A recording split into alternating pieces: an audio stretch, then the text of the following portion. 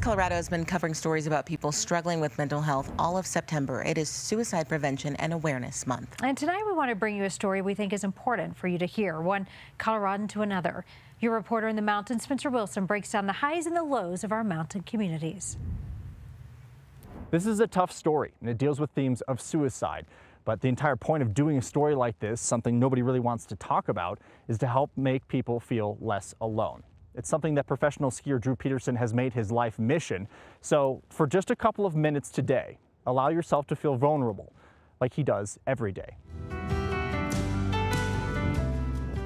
Drew Petersen's life began as you might expect in Summit County. I was born on a pair of skis. His path to success seemed blessed, with good grades, plenty of friends, and a stable family to boot. His rise to the top was well supported. That turned into ski movies and ski magazines and landed on the cover of Powder magazine.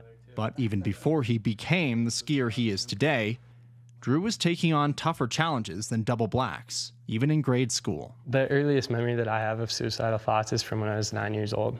Drew says he knows the privilege he's grown up with and all of the things that should make him feel happy. But at the end of the day, he just felt alone. And facing it alone, which is, I think, the hardest part of mental health, mental illness, and suicidality is those of us who are struggling are, at least at first, facing it alone.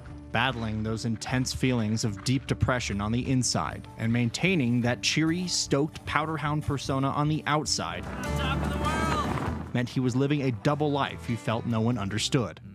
Except, it's a life he says is all too common in our mountain ski towns. I have these conversations like literally every day, and that's why I talk so openly. He says the cultural dangers of the mountains boil down to three things. Ski hard, party hard, stay hard mentality. First, ski hard, showing your worth by hitting the highest drops and finding the most perfect turn, no matter the risk.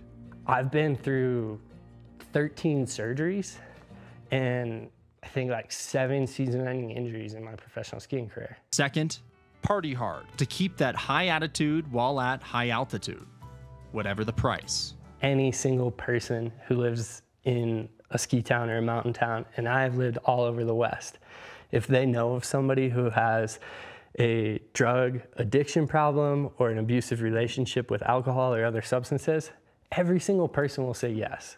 Finally, the third ingredient, stay hard. It was never okay to show any level of weakness. And I tried to live that so hard. I tried to hide what was happening to me mentally and emotionally. Until he broke.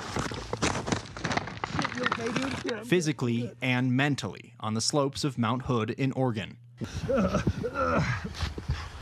Dude, we gotta get the out. When a rock the size of a microwave cracked loose above him. That rock fell from about 40 feet above me probably, and it landed directly on top of me.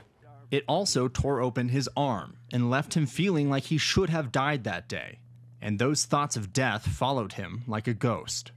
All of this, combined with the already crushing weight of daily thoughts of suicide, pushed Drew to a dark place in 2018. And I just fully broke down that day. I was crying, I was bawling my eyes out, and I finally just had to be honest about what I was going through. I still didn't tell anyone, but I asked my brother and I asked my mom to hold me accountable to finding help. Drew did find help, got in touch with a therapist, is now running long distances. It is now 3 years sober. It was the first birthday where I actually saw myself living to see another one. And that's so beautiful.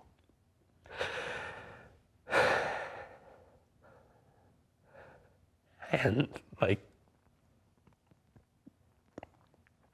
when I was depressed and I was suicidal, I never would have believed that I would have gotten to a place where not only would I expect to, but I would want to see my next birthday.